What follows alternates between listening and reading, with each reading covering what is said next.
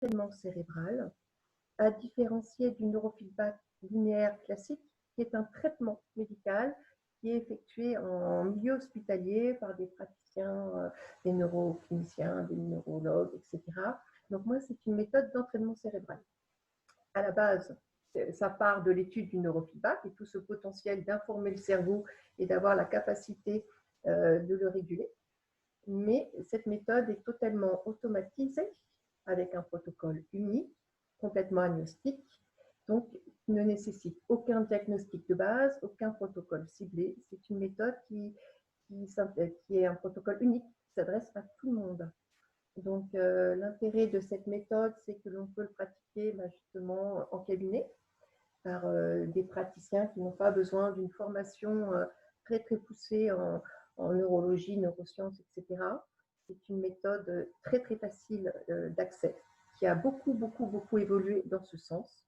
C'était le but donc des deux concepteurs qui sont les docteurs Sou et Valbrun, deux neurocliniciens quand même qui ont à leur actif une dizaine de doctorats à eux deux, que ce soit en informatique, en mathématiques, en neurologie, en philosophie, et j'en passe et des meilleurs.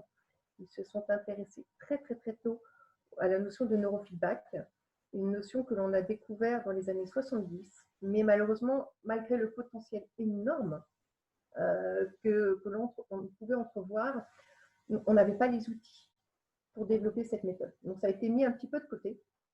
Et finalement, Val et Soubrone ont trouvé dommage de mettre ça de côté, donc ils sont partis sur des intuitions. On dit, nous on part du principe que le cerveau doit fonctionner comme ça. Et ces intuitions qui étaient à l'époque complètement incroyables, que personne n'a suivi, d'ailleurs on les a pris un peu pour des fous, ils avaient intuité notamment la neuroplasticité, que le fait qu'on pouvait développer des neurones encore, qu'ils ne mourraient pas de manière inéluctable tout au long de notre vie et que rien n'était figé, que tout pouvait évoluer. Donc c'est vrai qu'ils sont partis sur ces intuitions et ils ont développé donc leur propre institut, puisque personne n'a voulu les suivre, donc ils ont créé leur propre entreprise, donc l'Institut Zangar, et ils ont mis au point donc cette méthode qui a évolué. Nous sommes aujourd'hui à la version la plus aboutie, qui avait donc visualisé Valbrun à l'époque. Ça fait maintenant 20 ans qu'elle évolue, donc on va dire qu'il y a 20 ans d'avance sur les autres. Et cette méthode permet, permet au cerveau d'atteindre une meilleure résilience, un meilleur fonctionnement, un fonctionnement qui est fluide et tout un chacun. Donc, l'intérêt de cette méthode, on peut, alors je ne vais pas parler de traiter, puisque comme je vous l'ai dit, ce n'est pas médical, mais ça va contribuer à l'amélioration de beaucoup de troubles et de symptômes. Un cerveau qui fonctionne bien, qui est fluide, va forcément mieux fonctionner. Et on parle là un peu de cercle vertueux, c'est-à-dire qu'à partir du moment où un cerveau fonctionne bien, qu'il y a une amélioration du sommeil, il y a une meilleure gestion des émotions, il y a une meilleure performance au niveau cognitif pour la mémorisation, la concentration, ça va forcément engendrer des résultats et un changement dans le mieux. Donc moi, j'ai découvert cette méthode il y a à peu près 7 ans. À l'époque, c'était pour mon fils, qui était donc diagnostiqué précoce hétérogène avec des troubles de l'attention et une très forte impulsivité. C'était un enfant qu'on n'acceptait plus à l'école, c'était ingérable et qu'on devait mettre sous Ritaline. Voilà. Et ça faisait quelques années que je galérais dans les rééducations, etc., pour ne pas en arriver là. Et donc voilà, ça a été un peu un coup de massue sur la tête. Et puis on m'a parlé tout à fait par hasard de cette méthode. On m'a dit que c'est une sorte de yoga du cerveau. Bon, voilà, c'était pas plus clair que ça, mais c'était encore une porte de sortie pour éventuellement éviter le traitement. Donc je me suis orientée vers une praticienne qui démarrait, donc j'ai eu rendez-vous très rapidement. Mon fils a fait une vingtaine de séances et ça a été phénoménal. Le changement a été phénoménal en très peu de temps. Donc ça, c'était il y a 7 ans. Depuis, mon fils n'a jamais pris de Ritaline, quand même, il faut le dire. Il a un cursus scolaire tout à fait normal, que c'est un gamin qui va plutôt bien dans ses baskets, qui est plutôt posé et calme. Alors c'est un enfant qui n'est pas en place, qui n'est même pas sur sa chaise. Donc ça a été assez phénoménal. Donc après, j'ai voulu tester pour moi. Et ça a été un changement tout aussi important, puisque ça m'a permis de vraiment de traiter des angoisses que j'avais de manière chronique. J'étais une femme extrêmement angoissée qui avait vécu beaucoup de choses douloureuses qui avait la sensation d'avoir fait le travail nécessaire pour les dépasser. Mais malheureusement, malgré tout ce travail d'analyse, de compréhension, j'étais tout le temps ces angoisses qui m'étreignaient et franchement me limitaient vraiment dans mon quotidien. Et le neurofeedback a permis, voilà, d'une personne anxieuse avec des crises d'angoisse quotidiennes, ça fait 7 ans que j'en ai pas fait. Voilà. Mais pourtant, j'ai traversé des périodes difficiles encore, tant au niveau personnel que professionnel. Je me suis même lancée dans l'entrepreneuriat, hein, quand même. Ah, voilà, Delphine ne va pas me dire le contraire, c'est compliqué. Donc voilà, donc c'est vraiment quelque chose qui a changé littéralement ma vie. Donc quand on m'a proposé d'être praticienne, je n'ai pas hésité. Ça fait 6 ans que j'accompagne maintenant des clients. J'en ai eu à peu près pas loin de 300. Et tous à leur échelle ont vu un changement vraiment probant dans leur vie. Donc il faut savoir que le système nerveux central donc, est un système dynamique. Et c'est ce qui a été établi. C'est-à-dire que Walbrone a mis au point, donc je vous rappelle que c'était un génie, et notamment aussi en mathématiques et en informatique, en engineering, il a mis au point, à chaque fois que je le dis, je suis toujours scotchée, hein, parce que ça me paraît tellement incroyable, mais il a mis au point un logiciel qui va parler le même langage que le système nerveux central. Mais le système nerveux central est propre à chacun. Chacun a sa façon de fonctionner et le logiciel va s'adapter à chacun. Donc, c'est un logiciel avec des petits capteurs qui vont enregistrer l'électricité produite par l'activité corticale. Et ça va être fait 256 fois par seconde. 256 fois par seconde, on va analyser les 2 hémisphères et quasi toutes les bandes de fréquence de votre cerveau et de son activité corticale. On travaille sur un inconscient profond. Donc, en plus, on ne vous demande rien, aucune activité cognitive particulière, juste vous détendre. Et le système nerveux va définir, enfin le logiciel va définir une zone de confort dans laquelle votre activité corticale est le plus efficace et le plus efficient.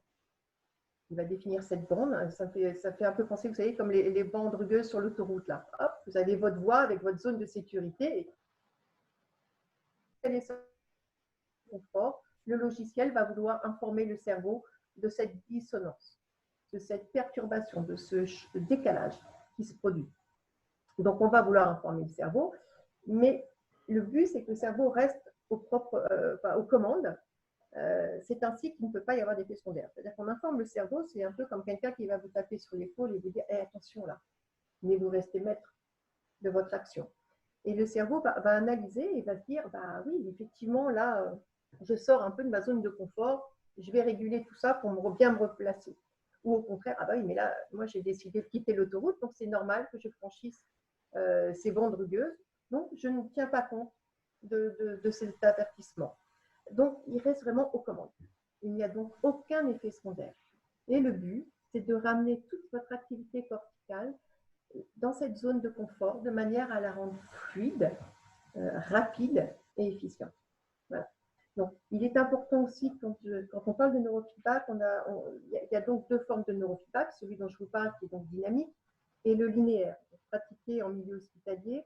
Il est très très important de comprendre la différence. Le dynamique va déjà analyser cette activité corticale sur 4 paramètres, alors qu'en linéaire, ça va être sur 2 paramètres. Le dynamique, il n'y a pas besoin de diagnostic, de pronostic et de protocole parce que ça va cibler toute l'activité corticale. Donc, c'est toute l'activité qui va s'en trouver améliorée.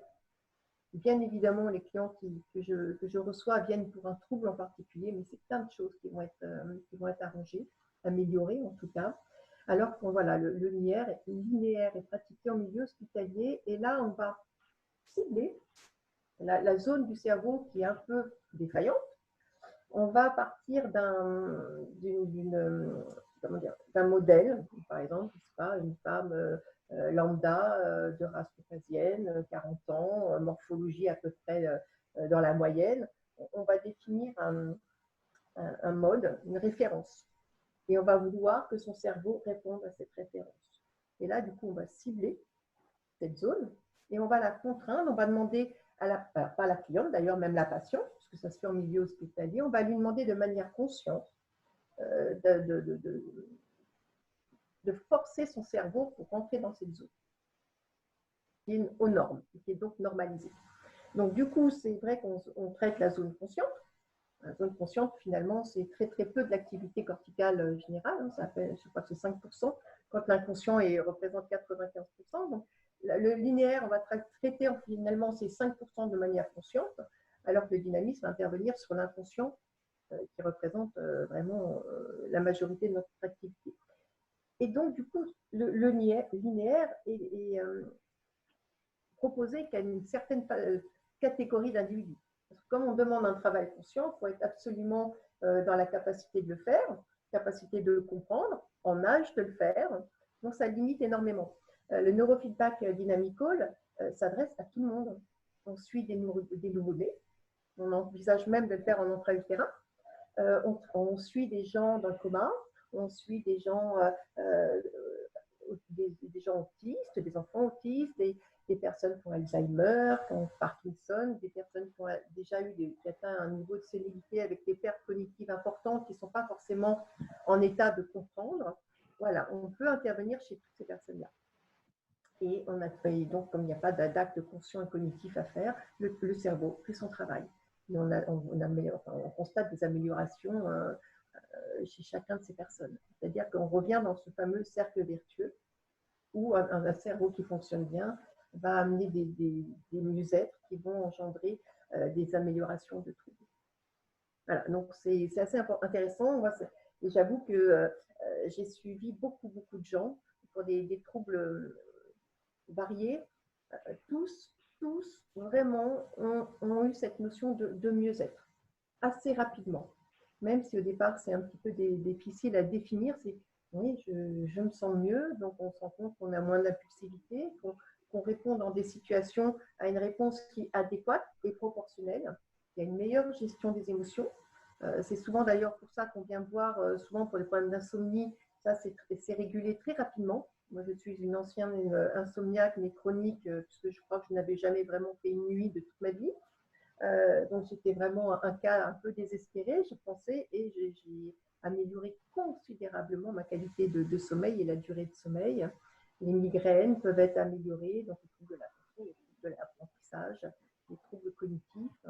Je suis même toujours assez étonnée au niveau de l'autisme. Alors, c'est vrai que des enfants autistes, entendons-nous bien, j'ai bien précisé que ce n'était pas un traitement, donc on ne soigne pas l'autisme, ça c'est sûr, mais le cerveau d'un autiste qui fonctionne bien et le cerveau d'un autiste qui va aller mieux. Et du coup, on voit des troubles quotidiens, notamment voilà, au niveau de la qualité du quotidien, du coup, et pour cet enfant, si c'est encore un enfant, et pour les accompagnants, vraiment un mieux-être considérable. C'est-à-dire que c'est un enfant qui va mieux dormir, qui va être plus posé, qui va mieux gérer ses émotions, qui va être plus dans l'appétence éventuellement d'apprendre. Donc voilà, ça ne soigne pas l'autisme, ça ne soigne pas Alzheimer, ça ne soigne pas Parkinson, mais on a de nettes améliorations. Donc c'est voilà, une méthode de bien-être qui est assez extraordinaire. Il faut savoir aussi qu'on n'a pas besoin, entre guillemets, d'aller mal pour pratiquer le neurofeedback dynamical. Beaucoup de chefs d'entreprise y ont recours, des grands sportifs, parce que ça va améliorer évidemment tout ce qui est concentration, gestion du stress et performance physique, puisqu'un organisme et un cerveau qui fonctionne bien, forcément, il est plus performant. Beaucoup de gens dans l'armée américaine aussi, la NASA, il y a des gens qui s'entraînent quand même pas mal au neurofeedback, mais peu le disent, hein, parce que les grands sportifs, en général, le disent peu parce que c'est un atout considérable et s'ils le divulguent un peu trop. Mais il y avait beaucoup de grands golfeurs. Nous avons même notre champion, vice-champion du monde de plongée en apnée, le français qui s'entraîne au neurofeedback. Il y avait Fields, il y a eu vraiment beaucoup de gens. L'équipe, d'ailleurs, pour les footeux, ça va leur faire plaisir. L'équipe italienne de foot, quand ils ont gagné la Coupe du Monde, s'était entraînée aussi au neurofeedback. Voilà, donc c'est vraiment une méthode pour permettre d'avoir un cerveau résilient, fluide, rapide et efficace. Et surtout au niveau de la gestion des traumas, c'est-à-dire que ça va informer le cerveau quand le but, c'est qu'il s'adapte, le cerveau s'adapte en permanence. Il s'interroge sur ses conditions intrinsèques, extrinsèques, il analyse et il s'adapte. Quelquefois, on vit des traumatismes où le cerveau s'est mis en mode survie, hein, ce fameux cerveau reptilien qui a pris les commandes et qui a enclenché le mode survie. normalement, il se désenclenche très rapidement et c'est les autres cerveaux qui prennent le relais, si je puis dire. Mais il arrive que justement, il reste un peu bloqué sur ce schéma-là et qu'on n'arrive pas à aller de l'avant parce qu'on est resté bloqué sur ce schéma. Le neurofeedback va permettre d'aller vraiment à ce niveau inconscient profond et d'informer le cerveau et de dire écoute, là, l'attitude que tu as, elle était bien il y a quelque temps, hein, dans une situation lambda, elle a été adéquate, mais là, elle ne l'est plus. Donc, c'est ce schéma-là qui est intéressant, c'est-à-dire que le cerveau qui a été sur un mode automatique, qui enclenche toujours cette réaction, va s'interroger et effectivement va s'analyser. Va dire, ah oui, là, effectivement, je peux ne plus être sur ce mode-là. Et du coup, ça va se désenclencher et c'est assez phénoménal. C'est-à-dire qu'à partir du moment où cet interrupteur a switch sur le off, toutes les angoisses générées par ce mode vraiment de peur intense, d'être tout le temps sur le qui-vive, vont s'amoindrir de manière assez phénoménale. Donc, j'ai eu des gens, et puis moi personnellement, hein, c'est-à-dire que toutes ces angoisses qui étaient un état permanent, on appuie sur le bouton on, off, ça s'arrête. Vraiment, c'est un automatisme que n'a plus le cerveau, tout simplement. Il va avoir appris de ses traumatismes, il va pouvoir avoir classé les choses. C'est effectivement comme ça que le cerveau fonctionne. Il vit une expérience, il a une émotion, il en attire un apprentissage. Et quand il a un peu appris de cet apprentissage, il n'a plus besoin d'émotions pures finalement. Quand il n'en a pas tiré un apprentissage intellectuel, il reste bloqué sur ce schéma. Donc c'est tout l'intérêt, notamment au niveau des traumas et des douleurs qu'on pense même avoir réglées, parce qu'on a fait des thérapies, on a fait beaucoup d'analyses, hein, on a compris le pourquoi du comment. Et malgré ça, c'est ce blocage qui fait qu'on n'arrive pas à aller de l'avant parce que votre cerveau, lui, il n'a qu'un but, c'est votre survie. Et là, il pense qu'il y a du danger. Donc, même si vous avez intellectualisé, si vous savez que non, si lui est encore sur ce schéma de protection et vous estime en danger, il ne va pas vous laisser aller. Donc, c'est hyper intéressant, et notamment dans le cadre de l'accompagnement de personnes qui veulent changer de vie. C'est-à-dire que ce sont souvent des personnes qui ont fait qui ont utilisé beaucoup de méthodes, hein, qui ont fait un travail sur elles-mêmes qui est déjà très important, qui a été de longue haleine. Et elles sont en grande souffrance parce qu'elles savent, elles se lèvent le matin, elles savent très très bien ce qu'il faut faire pour aller bien, mais elles n'arrivent pas à passer à l'action parce qu'il y a ça qui est bloqué. Et du coup, c'est assez phénoménal quand ça se débloque de voir le changement de vie. Alors pour celles qui ont eu en plus tous les outils en main, parce qu'elles ont fait du travail par la sophrologie, par la méditation, par l'analyse, etc., elles repartent comme en 40. C'est vraiment, elles repartent sur un chemin de vie extraordinaire. Après, celles qui n'ont pas, ou ceux qui n'ont pas fait ce travail en amont, ça peut être un peu perturbant, parce qu'ils peuvent être un peu décontenancés par cette nouvelle attitude qu'ils ont, ce nouveau mode de fonctionnement. Donc c'est très intéressant justement après de faire cet accompagnement et de les aider à trouver un sens à leur vie, une fois libérés de toutes ces fausses croyances, parce que c'est ça aussi, c'est des traumatismes, mais c'est des choses dont on s'est persuadé, dont le cerveau a été persuadé, parce qu'on s'est entendu dire des choses, parce qu'on y a cru. Voilà, ça va libérer la personne de toute cette charge émotionnelle, de toutes ces fausses croyances limitantes qui finalement nous trompent sur la réalité. On ne l'aperçoit pas avec objectivité. C'est pour ça que souvent les gens disent mais si, tu es capable, tu es tout à fait correct, c'est bien ce que tu fais. Si nous on est persuadé parce que notre cerveau nous dit le contraire, que c'est pas bien, qu'on n'est pas correct et que ça ne va pas, on ne pourra pas aller de l'avant. C'est d'où l'intérêt de penser un peu toutes ces douleurs, ces blessures de l'intérieur. Parce que ça ne peut pas, même l'extérieur, si vous avez un extérieur bienveillant qui vous encadre, qui vous encourage, si vous-même il y a un blocage interne et que vous n'arrivez pas à y croire, en tout cas votre cerveau ne vous laisse pas faire parce qu'il reste en mode protection, c'est vrai que c'est très compliqué. Donc voilà, donc cette méthode de neurooptimale dynamique est vraiment assez extraordinaire. Et voilà. Donc, est-ce qu'éventuellement il y aurait des questions un peu pertinentes et des sujets que je n'ai pas abordés? J'en ai plein. Non. La première, est-ce que du coup, tu agis aussi sur tout ce qui va être phobie, l'hypocondriaquie, etc., etc. Oui, parce que ça, c'est généré aussi par le cerveau. Finalement, le cerveau régule tout.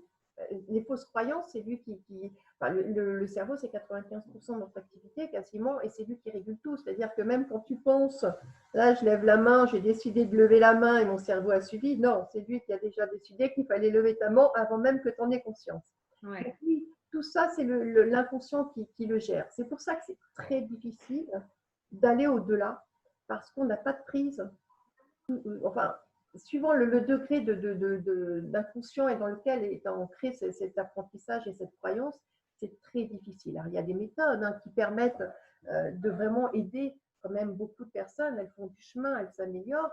Mais vraiment, il y a un moment où c'est tellement ancré en profondeur, c'est tellement un automatisme que oui, le cerveau reste bloqué là-dessus. Donc, effectivement, le fait d'être hypochondriaque, c'est des fausses croyances, c'est des peurs qui souvent ont pu naître d'un événement. Alors, pas forcément un événement, un gros trauma, mais en tout cas, ce qui est intéressant, entre le trauma et le traumatisme, il y a une différence. C'est-à-dire qu'un trauma équivalent, les gens ne vont pas le gérer de la même manière. Le traumatisme vient de la façon dont on a géré le trauma. D'accord. C'est pour ça qu'il y a des gens qui ont vécu des choses qui ne semblent pas graves et du coup qui génèrent chez elles beaucoup de culpabilité. Je ne sais pas si c'était pas bien grave. Moi, je connais quelqu'un qui a vécu quelque chose de super grave et elle s'en sort mieux. Ah oui, le cerveau est résilient et efficient, et il fonctionne bien et il n'y a pas ce blocage. Oui, d'accord. C'est vraiment important. Et effectivement, tous ces troubles peuvent naître de fausses croyances et de peurs qui n'ont pas été régulées correctement. On engendre plus. Une phobie s'auto-nourrit. C'est-à-dire qu'au fur et à mesure, vous surenchérissez la peur et vous créez davantage de blocage. Oui, d'accord. Donc, d'aller vraiment d'informer le cerveau et que lui aille au cœur même de cette phobie. Qu'est-ce qui a généré cette phobie au départ? Qu'est-ce qui a pu l'anticiper? Et comment tu travailles en fait? C'est vraiment par le discours, par l'échange, ou c'est aussi avec des appareils? C'est comment ça se passe? Le neurofeedback peut se suffire à lui seul. C'est-à-dire que moi, je suis aussi beaucoup d'ados qui ont tout sauf envie de parler. Donc, la séance de neuro se suffit à elle-même. Il n'y a pas besoin de parler, puisqu'on ne te demande pas une activité cognitive particulière, on ne demande pas de penser à quelque chose en particulier pour que ça traite le problème. Vraiment, c'est toute l'activité corticale qui va se trouver gérée. Par exemple, la phobie des araignées, bon, bah, effectivement, la vision de voir une araignée est stressante, le cerveau se met en mode danger, mais pourquoi, qu'est-ce qui a provoqué ça? Il va détricoter, il va remonter à la source, il va faire le travail qui est nécessaire, il garde l'information, mais bien évidemment que la phobie ne va pas s'en aller d'un coup de baguette magique. Il va falloir vraiment aller faire tout le travail en amont, vraiment pour pouvoir arriver à ça. Donc, et cette phobie, elle n'est pas née que d'un seul événement. Elle est née après, elle a été engendrée et nourrie par des fausses croyances, par des visions, par plein de choses. Donc, le but, c'est d'aller à la base. Et ça, c'est vraiment le neurofeedback qui le traite. Donc, après, il y a un accompagnement qui se fait. L'intérêt de l'accompagnant aussi, c'est que quand le cerveau a réglé un problème, il l'occulte. Je donne souvent l'image, un ordinateur, vous avez jeté un fichier, vous avez la poubelle, vous pouvez encore sortir la poubelle et dire, ben, regardez tout ce qui a été jeté. Le cerveau, il occulte complètement. C'est-à-dire qu'il a résolu un problème, il l'oublie. Donc, l'accompagnant, c'est intéressant d'avoir un suivi et de dire, mais vous vous souvenez que vous aviez peur des araignées? Ah bon? Donc, voilà, ça, c'est un peu extrême quand même, mais il y a plein de petits troubles comme ça. Donc, le traîneur, le praticien est là aussi pour accompagner, faire un point et noter toutes les améliorations qui sont Et apportées. l'activité corticale, c'est des machines, du coup, tu branches les gens. Des capteurs, je ne sais pas si on peut voir, on ne voit pas, mais donc ce sont des capteurs reliés à un encodeur. Donc, les capteurs, hein, j'entends bien, c'est capteurs, c'est-à-dire que ça capte, ça enregistre. Il n'y a absolument pas d'électricité qui passe. Ce sont des capteurs, il y en a 5 au total, 2 sur le cuir chevelu et 3 sur les oreilles, enfin 2 d'un côté et 1 de l'autre. Et donc cette électricité liée à l'activité corticale est analysée.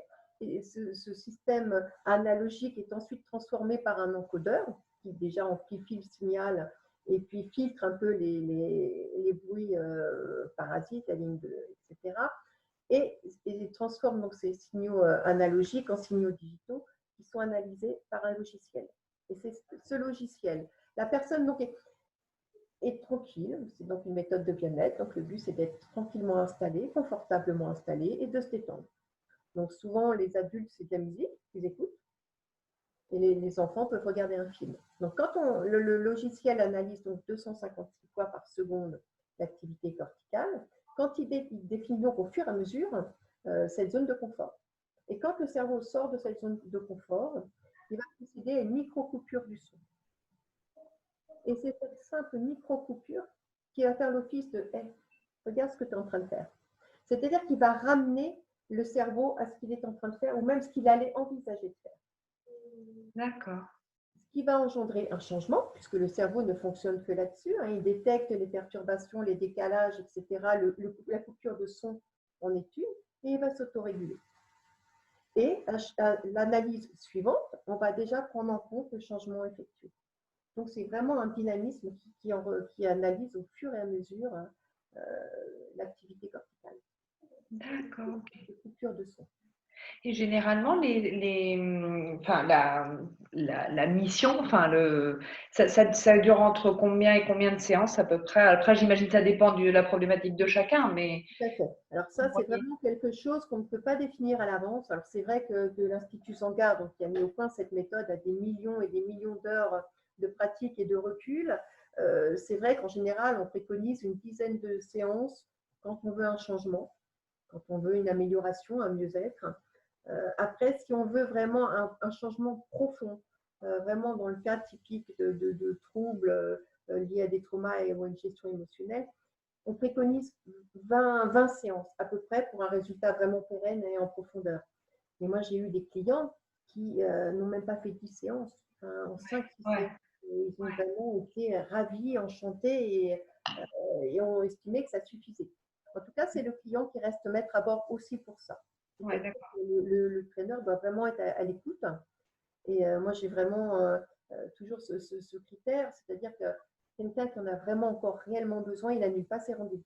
Ouais, c'est ça. Il est vraiment contraint, il va reprendre un vraiment rapidement de rendez-vous, vraiment.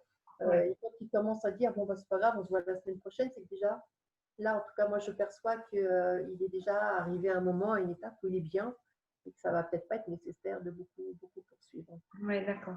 Okay. Oui, on ne peut absolument pas définir. Il y a trop de conditions. Hein. Chaque cerveau est unique. Oui, bien sûr. Et puis, ça s'adapte à chacun.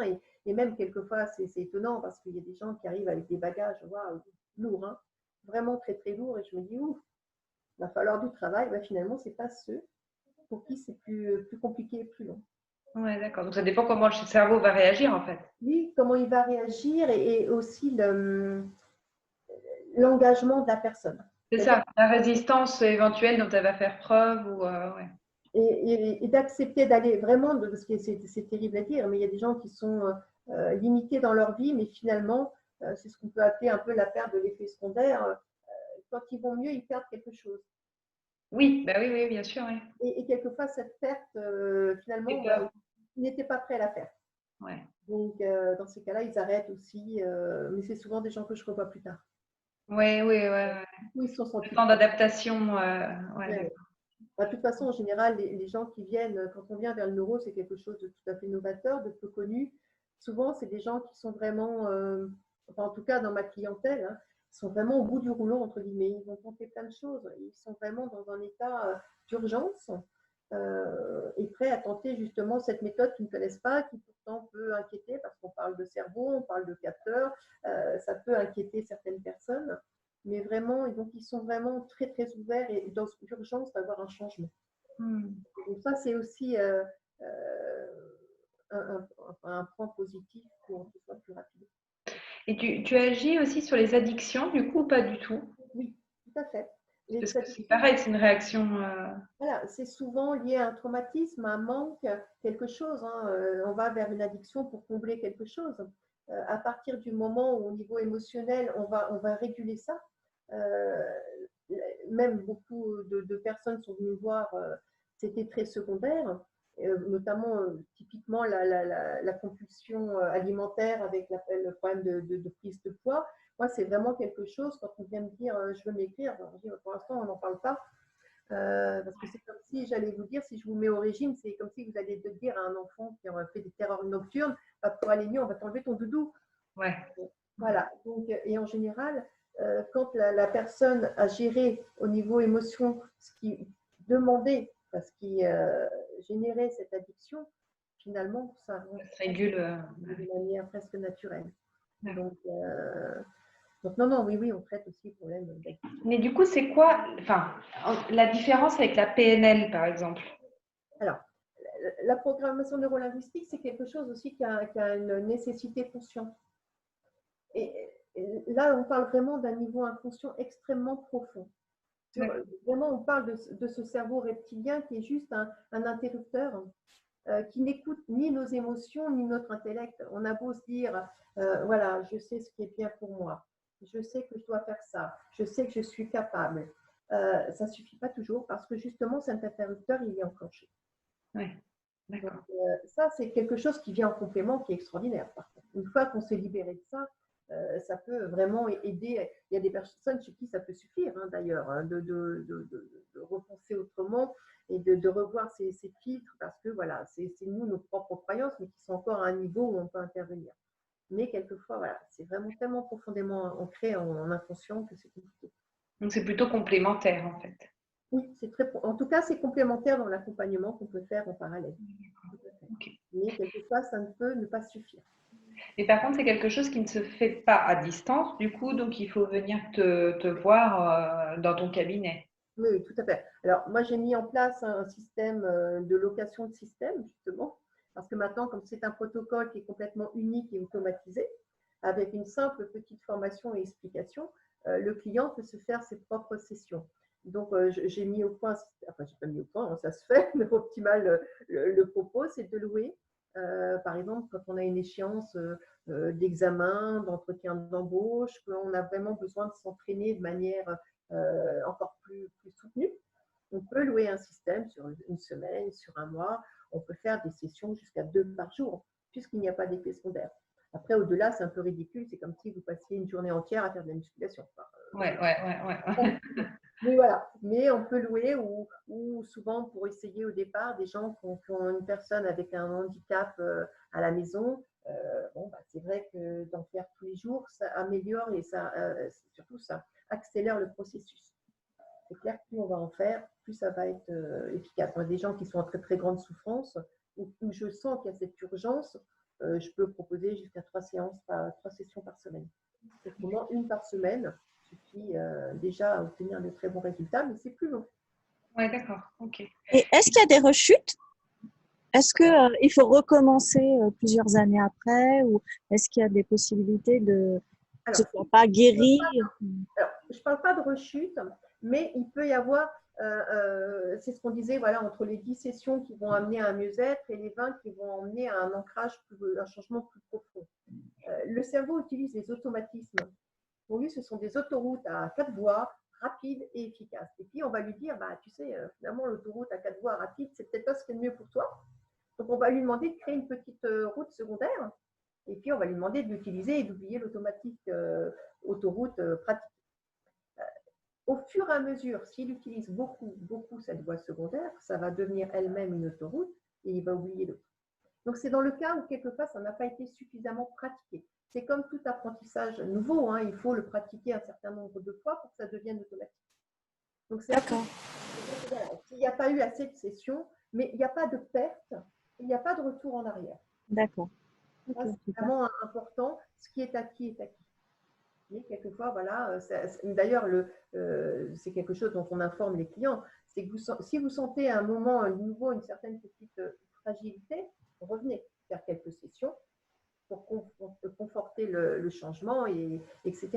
Mais il n'y a pas de retour en arrière. Et finalement, je pense que j'ai jamais eu de personnes qui sont revenues me voir une fois. Mais c'était une maman qui avait fait, donc j'avais suivi son filoustique, qui faisait des crises d'épilepsie, qui était hyperactif et des troubles de l'attention. Et il allait très bien. Et c'est elle finalement qui me l'a ramené parce qu'elle est rentrée en 6e, elle a eu peur. Mais c'est elle qui a eu peur. Donc pour se rassurer, elle m'a ramené son fils qui a fait une session. Et d'ailleurs, c'est une cliente avec qui j'ai des rapports encore régulièrement chaque année. Et son gamin, ça fait donc 5 ans et demi que je ne l'ai pas vu. et il va très bien. Mais voilà, là, c'était les craintes de la maman. Non, non, ce qui est acquis est acquis. Ce qui a été régulé, quand le cerveau a réglé un problème, ce que je te dis, il ne laisse pas les fichiers dans la corbeille. Il vide même la corbeille. Donc, il ne peut pas reprendre ce fichier-là. D'accord. Et est-ce que ça t'arrive aussi d'accompagner, je pense, dans les entreprises, il y a pas mal de travail en ce moment sur la conduite du changement et notamment par rapport à l'organisation des managers, des gens qui sont propulsés en tant que directeurs ou managers, qui ont pas forcément, qui ont fait quelques formations pour accéder au poste parce que c'était le poste d'après et qui se retrouvent complètement désemparés, qui savent pas comment réagir par rapport à la hiérarchie, par rapport à la gestion de leur équipe. Est-ce qu'il y a un accompagnement qui est possible avec justement le neurofeedback dynamical? Et est-ce que c'est juste le neurofeedback dynamical qui va accompagner ou est-ce qu'il y a besoin d'un autre accompagnement supplémentaire après de coaching ou autre pour justement ancrer au fur et à mesure un nouvel état d'esprit? Bien sûr. Alors, ça va dépendre de la personne. Si effectivement elle a travaillé, elle a les acquis nécessaires pour atteindre ce poste et que ce n'est qu'une question de limitation, de fausses croyances, de peur et tout d'un coup ce fameux syndrome aussi de l'imposteur, je ne suis pas capable, le neuro peut régler ça. C'est ce que je disais, s'il a déjà les outils après pour effectuer son poste, il n'y a pas de souci. Après, effectivement, si ça va au-delà, qu'il n'a pas les outils, qu'il ne se sent pas l'âme d'un manager, etc., on peut l'accompagner avec du coaching, bien évidemment. Mais souvent, c'est des peurs qui sont injustifiées et il a déjà les compétences. Donc ça, il se rend compte après qu'il a les compétences, justement. Il n'a plus cette peur en se disant je ne suis pas à la hauteur. Bah si, je prends conscience de mes compétences. Parce que j'ai oublié toutes ces fausses croyances, on me disait que je n'y étais pas, que je n'y arriverais pas. Donc c'est libéré de tout ça. On prend vraiment conscience de son plein potentiel. Et il est énorme en tout à chacun. Vraiment. Ok. Donc, Et j'ai une autre question un peu différente. Par exemple, tu parlais tout à l'heure de traiter des burn-out, des cas de burn-out, des gens qui sont vraiment mal, en fait, ou avec des grosses phobies, etc. Est-ce qu'il y a des prérequis ou des conditions pour pouvoir faire le neurofeedback dynamical ou des séances? Par exemple, est-ce que tu peux le faire avec, en prenant un certain traitement médicamenteux ou autre? Je pense aux gens qui sont dépressifs ou autres, ou suicidaires ou autres. Est-ce que il y a une possibilité quand même de faire cet accompagnement ou est-ce que c'est sensible? Est-ce qu'il y a des effets indésirables ou des choses comme ça auxquels il faut faire attention? Alors, il ne peut pas y avoir d'effets indésirables. Les traitements type anxiolytiques, antidépresseurs, somnifères font effectivement une certaine barrière chimique qui peut ralentir un peu le processus. Donc, il est bien évident qu'on n'arrête quand même pas les traitements, ça c'est clair. Donc, ça peut être un petit peu plus long, mais il ne peut pas y avoir d'effets secondaires. C'est-à-dire que le cerveau reste aux commandes. Donc, bien sûr que ça va sensibiliser certains points. Hein, il faut être effectivement vigilant et être vraiment dans l'accompagnement, mais le cerveau, il n'a qu'un but, c'est notre bien-être, notre survie.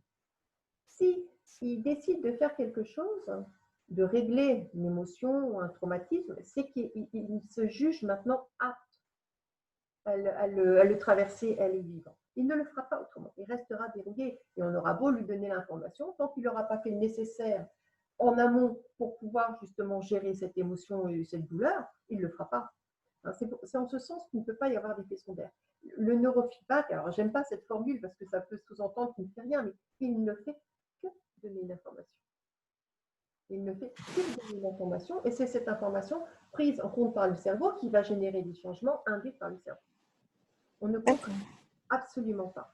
Donc, il ne peut pas y avoir d'apparition de nouveaux troubles. Il peut y en avoir certains un peu exacerbés, parce que typiquement, vous vous êtes foulé la cheville, quelqu'un va vous masser, ça va faire un peu mal. Voilà, on va traiter le point douloureux, entre guillemets.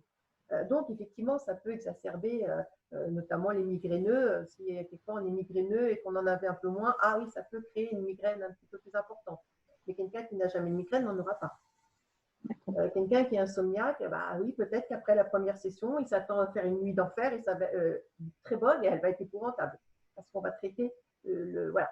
En tout cas, voilà, ça ne peut pas créer de nouveaux troubles, mais ça peut en exacerber certains, mais toujours avec beaucoup de précautions puisque le cerveau reste aux commandes et qu'il ne fera rien pour nous mettre en danger.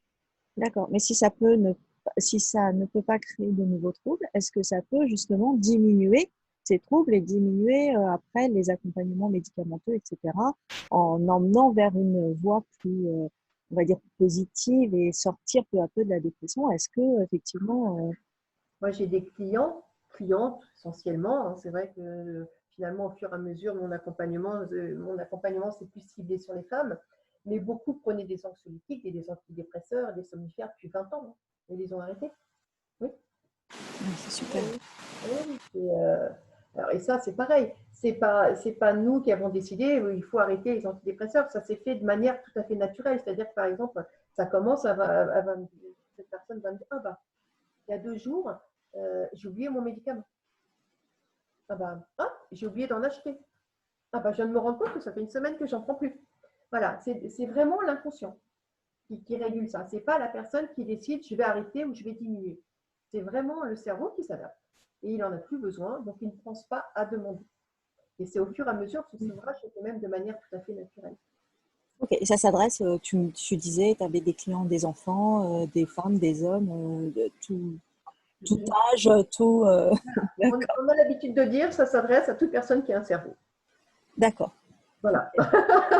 Ça a le mérite d'être clair. Ok. Voilà, non, Et non. j'ai une toute petite dernière question et j'ai oublié quoi. C'est pas grave.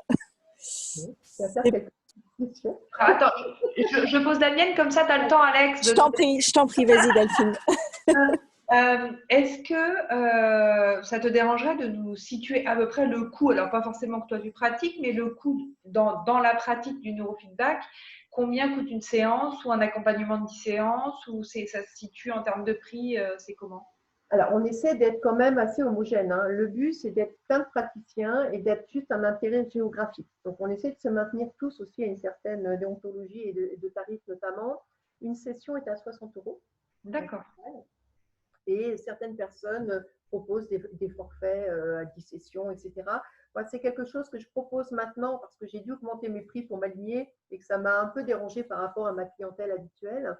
Donc, je propose un forfait, mais ça m'a toujours un peu gênée dans la mesure où mon forfait de 10 sessions, je me dis, il y a des clients au bout de 5, ils n'en ont plus besoin. Donc, je n'ai pas vraiment envie de forcer, entre guillemets, la consommation. Donc, j'ai coupé la poire en deux. Moi, je propose, alors je ne sais pas si d'autres praticiens font cette formule. En tout cas, moi, je fonctionne comme ça. C'est des forfaits de 10 sessions, mais qui ne sont pas limités dans le temps et qui ne sont pas nominatifs. D'accord. C'est-à-dire que si finalement, au bout de 5-6 sessions, je vais bien, je peux peut-être en faire profiter mon mari ou ma fille, ou je reviendrai peut-être dans un an pour en faire un peu de… Voilà. Mais en général, voilà, le tarif est de 60 euros. D'accord. Et toi, ton activité, elle se limite strictement au neurofeedback dynamique, c'est-à-dire que tu ne peux pas faire 5 séances de neurofeedback avec des capteurs et tout, et puis les 5 séances suivantes avec du coaching ou avec… aujourd'hui, toi, tu n'es pas coach. Alors si, justement, je commence à mettre ça en place parce que finalement, c'est déjà ce que je faisais. C'est-à-dire qu'en général, tu vois, là, j'étais très intéressée. J'ai fait un sondage auprès de nombreux praticiens. En général, chaque praticien passe 45 minutes à 1 heure ou 1h15, 30 pour un premier rendez-vous. On fait connaissance. Moi, je passe beaucoup de temps finalement avec mes clients. Et ce qui me frustre, c'est que voilà, je fais cet accompagnement un peu de coaching, hein, puisque le but, c'est de justement à les aider à utiliser ces nouveaux outils, ces nouveaux comportements, à trouver un sens de vie, etc. Mais jusqu'à présent, voilà, quand ils avaient arrêté les sessions de neurofeedback, ça s'arrêtait. Donc, une certaine frustration. Bah oui, c'est ça, Voilà. oui. Donc, c'est pour ça que maintenant, effectivement, je propose un accompagnement, un coaching pour vraiment, alors pareil, cibler davantage sur les femmes, parce que c'est effectivement ma clientèle de prédilection avec laquelle je me sens le plus en osmose.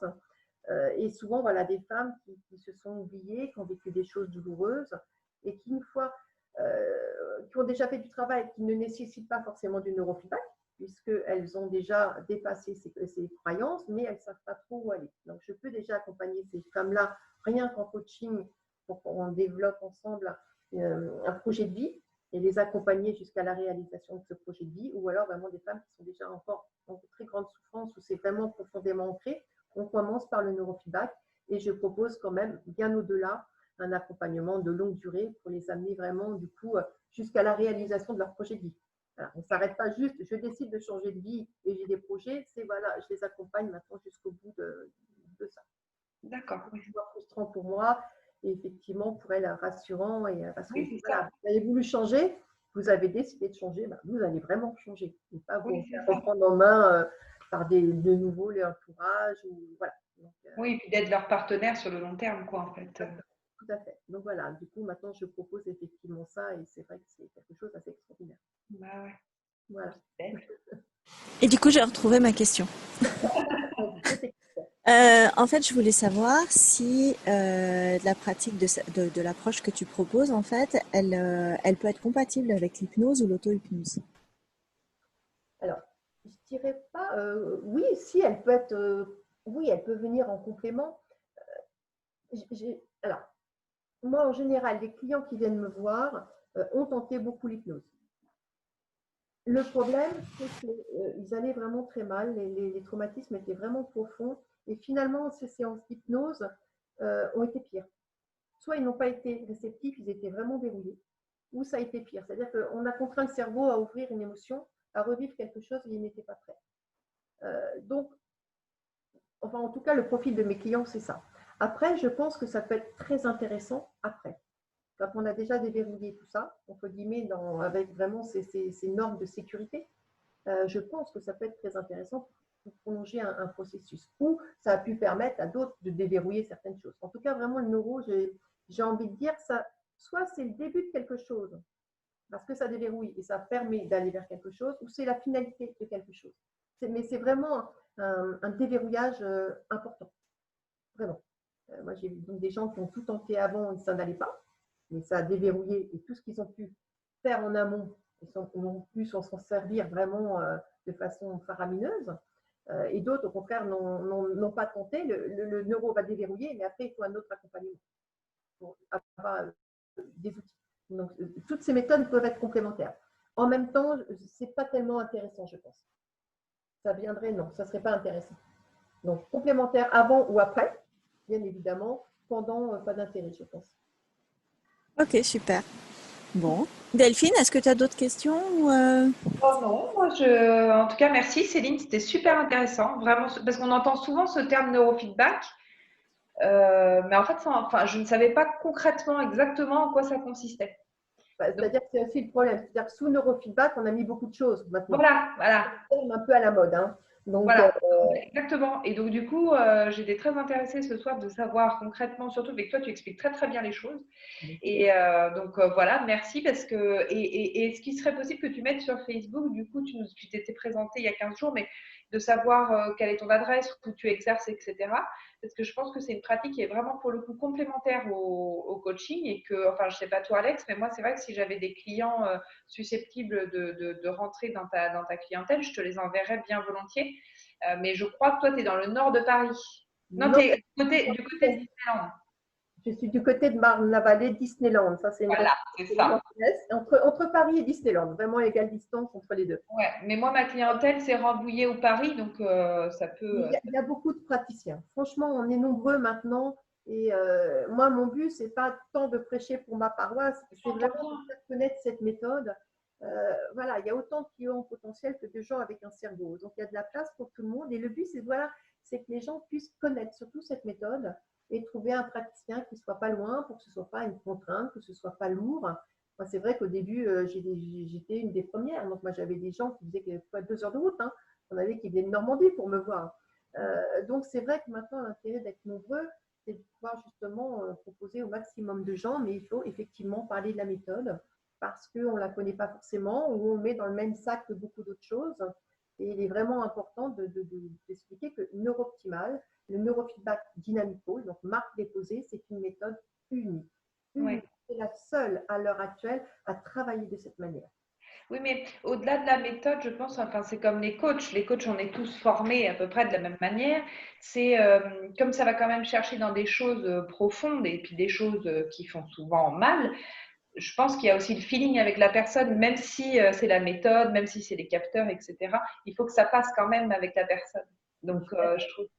Alors moi, c'est vrai que j'ai beaucoup joué le jeu en disant, mais non, la méthode, se suffit, vous-même, vous êtes suffisant. C'est vrai que finalement, j'ai quand même beaucoup de gens qui me disent merci Céline. Et j'ai d'autres clients qui me disent, bah, écoutez, j'ai fait du neuro, je trouve ça super, mais typiquement, là, j'ai une famille entière qui vient me voir.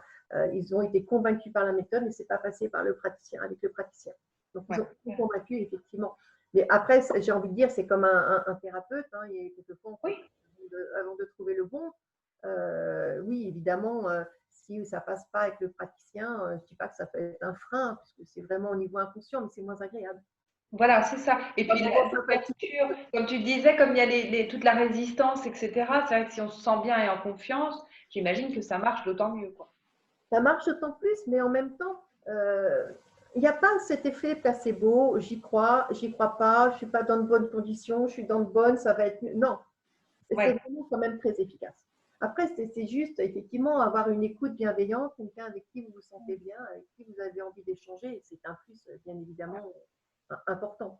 Mais moi, franchement, j'ai quelquefois des ados, les parents viennent les déposent en bas de l'immeuble, ils montent, ils font la session, ils s'en vont. Hein. Ça peut se suffire. Suivant la clientèle, voilà, ça peut se suffire. Bon, il est vrai que moi, j'ai essentiellement des femmes en grande souffrance. C'est vrai que d'avoir cette écoute bienveillante, j'ai eu un parcours un peu tourmenté aussi, donc je suis dans l'empathie, dans la compréhension, c'est vrai que ça aide, effectivement. D'ailleurs, c'est pour ça que je pense qu'au fur et à mesure, un peu comme les coachs, hein, au fur et à mesure, notre clientèle se dessine et un peu nous ressemble. Et voilà, donc effectivement, ça a effectivement un impact important, mais ça n'amoindrit pas l'efficacité du résultat. Ce que je vous propose, c'est… pardon Delphine. Ce que je vois l'heure qui tourne, donc… mais oui, tout à fait.